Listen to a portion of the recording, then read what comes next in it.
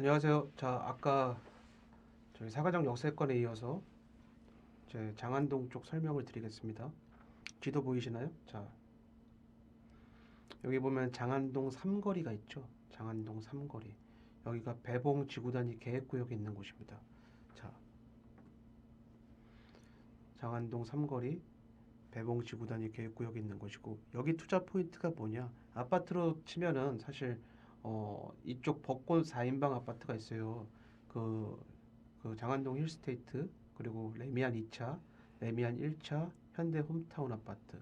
직접 임장을 가보시면은 구축 아파트임에도 불구하고 단지 관리가 굉장히 잘 되고 있다는 느낌을 받으실 겁니다. 자, 서열은 정해져 있죠. 여기 대장은 현대 힐스테이트가 대장이고, 그 다음으로 레미안 2차, 현대 홈타운 레미안 1차 순으로. 그 옛날 레미안이 상품성이 안 좋을 때 지은 거여서 현대 아파트들에게 밀리고, 실제로 임장을 가보시면은 특히 레미안 2차와 장안 힐스테이트는 단지가 붙어 있어요. 근데 단지 관리와 뭐 이런 저런 커뮤니티 이런 걸 비교해 보시면 확실히 가격 차이가 나는 이유가 있구나. 그리고 이쪽에 동대문구 사실 학군이 좀 부족한데, 그래도 은석초등학교라는, 그리고 동대부속 학교들이 있거든요. 거기 이제 초중고가 몰려 있는데, 그 학교까지 빠르게 갈 수 있는 이제 현대 힐스테이트, 장안 힐스테이트가 그나마 좀 유명하죠.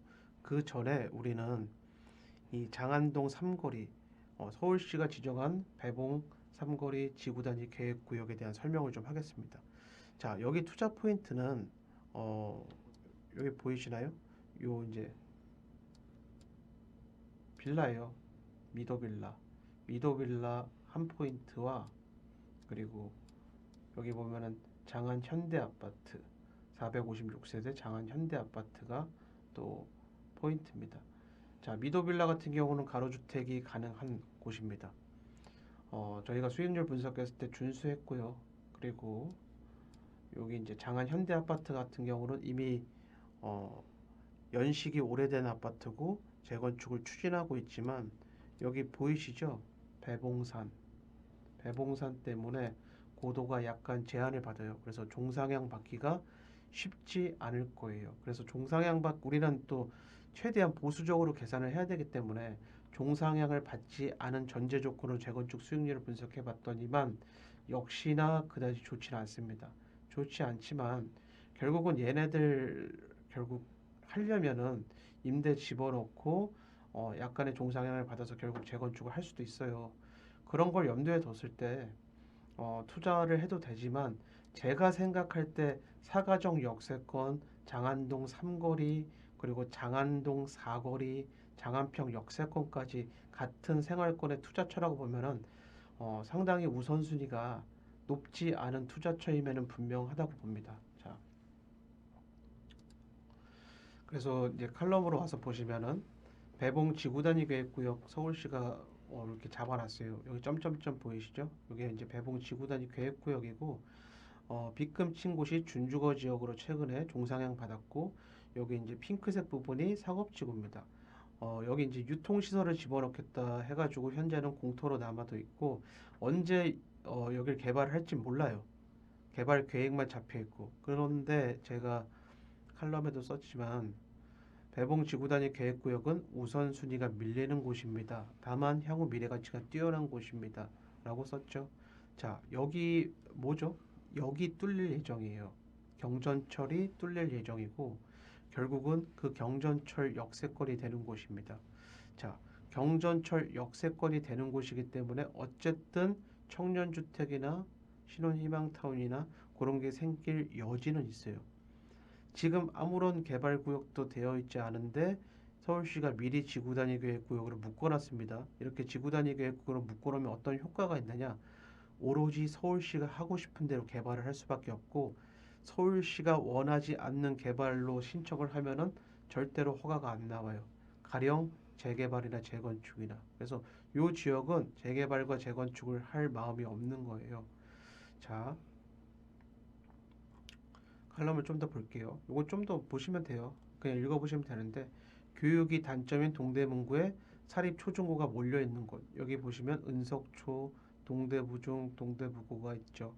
요거를 배정으로 할 수 있는, 물론 은석초는 사립초등학교이기 때문에 배정초등학교는 아니지만 어쨌든 동대문구에서 교육에 관심 있는 세대들은 이곳을 계속 쳐다볼 거예요. 그렇게 되면 어떻죠?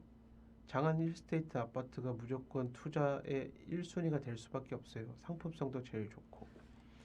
어, 흔히들 그냥 벚꽃 4인방 아파트라고 합니다. 이게 이제 아까 보여드렸던 미도빌라, 저희가 수익률 계산했을 때 준수한 편이었고, 가격도 그렇게 비싸진 않아요. 비싸진 않고. 근데 다만 동대문구 전체로 봤을 때 장안동 개발이 가장 늦다고 했죠. 원래는 장안동의 그 위상이 그렇게 낮은 곳이 아니었어요. 전담 뉴타운과 이문 휴경 뉴타운보다 당연히 높은 곳이었는데 걔네들이 개발 사업을 하면서 이제 좀 밀리게 됐죠. 장안동 자체의 입지가.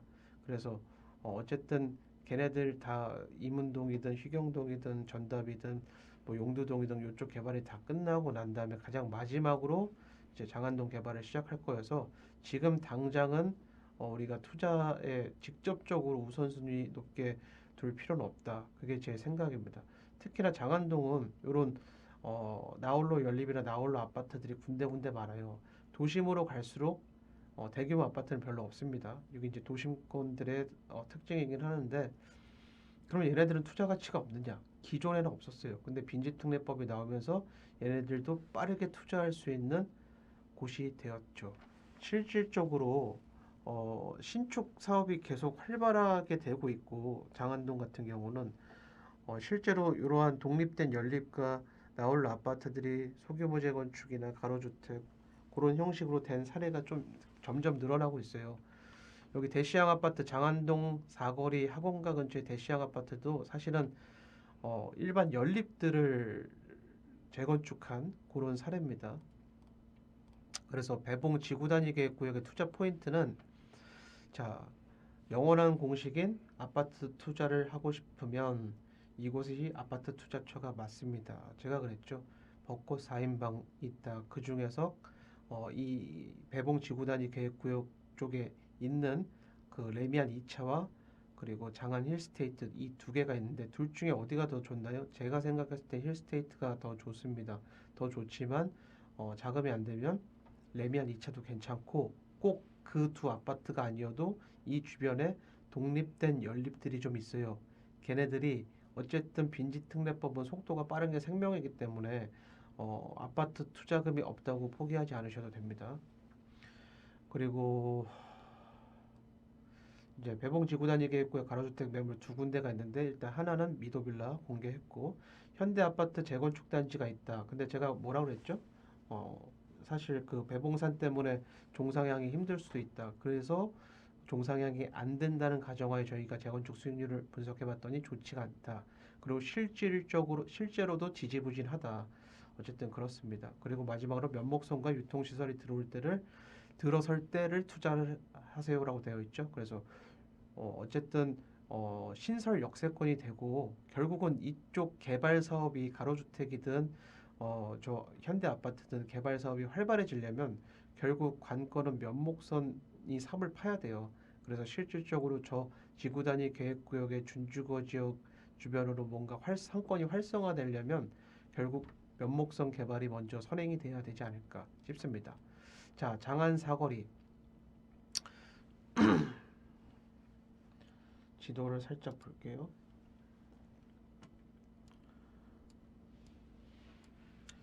지도를 보시면 제가 말씀드렸던 장안 힐스테이트 아파트입니다. 장안 힐스테이트 아파트에서 바로 은석초등학교, 중학교, 고등학교, 동대고등학교까지 바로 갈 수가 있는 그런 입지고 요 건너편에 보면은 장안 레미안 2차가 있죠. 자, 여기 보시면은 군데군데 제가 그랬죠. 장안동은 나홀로 연립들이 많다. 군데군데 보면은 연립들이 계속 있어요. 그런 데 있는데 이런 데 있고 신축 빌라도 물론 있고 요렇게 얘도 이제 저희가 사업성을 분석한 곳이고 필지가 분할이 되었지만 어쨌든 괜찮습니다. 그러니까 꽤 준수한 곳들이 좀 있어요. 사업성이. 근데 또 그렇지 않은 곳도 있고요. 여기 보시면은 동대문 더 퍼스트 대시양 아파트 469세대 되어 있죠. 길을 사이에 두고 이렇게 나눠졌는데 여기가 다 연립주택들이었어요. 연립주택들을 재건축해가지고 이렇게 아파트를 만들었는데 단지 내에 가보시면 아파트 단지가 아담하고 굉장히 좀 뭐랄까 우리가 알고 있는 대형 단지는 아니다. 469세대, 500세대죠. 가로주택 연접 개발을 한 거예요. 사실은 어떻게 보면은 그래서 앞으로 연접 개발 가로주택을 할 단지들은 여기가 교과서 같은 모델이 되지 않을까. 실질적으로 일반 아파트의 시세를 따라가고 있어요. 물론 미분양 났습니다. 청약 때. 근데 이거 줍줍하신 분들은 엄청나게 돈 많이 벌었죠. 꼭 가보셔야 돼요. 가로주택 아파트들도 이 정도 상품성이 나오는구나. 물론 비록 500세대 정도밖에 안 되지만 그런 느낌이 있습니다. 점점 이 근처가 변하고 있어요. 그 중에 가장 큰 변화는 장안동, 잠시만요. 장안동 사거리예요. 장안동 사거리를 중심으로 학원가가 왕성하게 생기고 있습니다. 자, 왜 학원가가 생길까요? 자, 그 동대문은 구는 기본적으로 학교가 부족하고 이렇다 할 학원가가 없었어요. 그 전까지는. 근데 동대문과 전략적으로 학원가를 키우고 있습니다. 어디에? 장안동 사거리에. 왜 그럴까요? 엄청난 수요가 생겼거든요. 사가정 역세권에 물론 여기 이제 벚꽃 4인방 아파트도 있고 대시양도 들어섰지만 사가정 역세권에 라온과 아이파크라는 엄청난 세대 아파트가 들어섰고 그것보다도 여기 보면은 전담 뉴타운이 있죠. 전담 뉴타운의 학생들이 여기로 계속 와요. 저희가 여기 임장 조사를 했을 때 시간대별로 계속 며칠에 걸쳐서 여기 이 근처에서 조사를 했는데 학교 시간에 학교를 끝나고 버스를 타고 엄청난 학생들이 이 장안동 사거리에서 내려서 학원가로 들어가더라고요. 그리고 학원가 플러스 메디컬 타워들이 계속 생기고 있습니다. 메디컬 타워도 생기고 기존 구축 건물들 낮았던 구축 건물들이 없어지면서 신축들은 굉장히 높은 건물이 되고 있어요. 왜 그럴까요? 종상향을 받았습니다. 종상향을 받았고 여기 보면은 장안동 하면은 기본적으로 유흥 상권을 생각하시는데 그건 장한평 역세권이고 장안동 사거리는 그렇지 않아요. 주변이 아파트 단지가 많이 생기기 때문에 아파트와 어울리는 시설들, 메디컬 타워, 그리고 학원, 그리고 주부들이 좋아하는 카페 거리가 계속 생기고 있습니다. 자, 그러면 칼럼으로 다시 돌아가서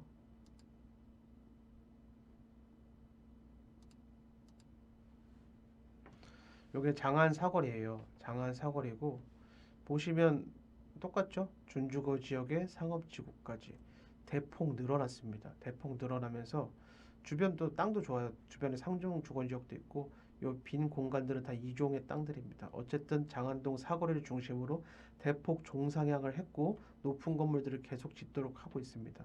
자, 결국은 수요는 전담 뉴타운, 특히 이문 휘경 뉴타운 학생들까지도 요 장안 사거리로 가고 라온과 사가정 학생들 그리고 대시양까지 해가지고 기존에 또 벚꽃 4인방 아파트들까지 해가지고 계속 수요는 늘어나고 있습니다. 그럼 이제 학원가들은 엄청나게 성황을 하겠죠. 자, 기존의 동대문구에는 이렇다 할 학원가가 없었어요. 근데 지역 학원가가 생겼습니다. 지역 학원가가 생겼다는 건 교육 프리미엄 중에 하나고 그건 아파트 시세의 엄청난 플러스 요인이에요.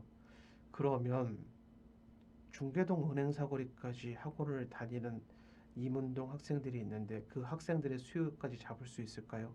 잡을 수 있을 거예요. 이 정도 되면은 자 점점 전담 뉴타운 학교들의 성적이 좋아지고 있어요.